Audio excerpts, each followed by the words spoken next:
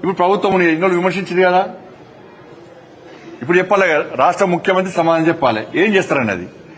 ఇన్ని రోజులు గవర్నర్ ఆమోదం పర్మిషన్ ఇవ్వద్దని కాంగ్రెస్ పార్టీ కోరుకున్నది.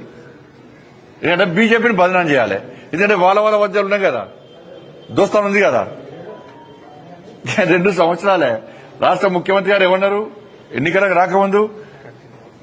మొత్తం ఉన్న రికవరీ చేస్తా, ఆస్తులు జప్తు చేస్తా, దున్నిస్తా, కేసీఆర్ కుటుంబాన్ని జైలుకు పంపుతా అన్నాడు. కనీసం జైలు కాదు, కనీసం వాళ్ళు ముట్టుకున్నటువంటి పాపన పోలే. లోపాయకారి ఒప్పందంతో ఇవాళ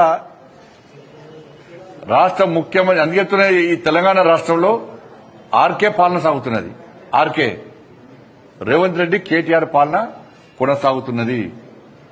అది తప్పించుకోవడానికి మా మీద నిలుస్తారు. అంతా కూడా ఇలా కానీ గింత అవినీతి జరిగిందని చెప్పి ఎన్నికల ముందు ఆరోపణ చేసిన రాష్ట్ర ముఖ్యమంత్రి ఏ ఒక్కదాని చర్య తీసుకోకుండా ఏమంటే గవర్నర్ ఫైల్ పంపడము, గవర్నర్ పెండింగ్ ఉంది, సిబిఐ కన్నా ఢిల్లీలో పెండింగ్ ఉంది. నీ చేతుల్లో ఫస్ట్ ఏ రాదు? ఇక కేసీఆర్ బీఆర్ఎస్ గవర్నమెంట్ లో అవినీతి ఏం జరగలేదంటే ఒప్పుకుంటారు వీళ్ళందరినీ.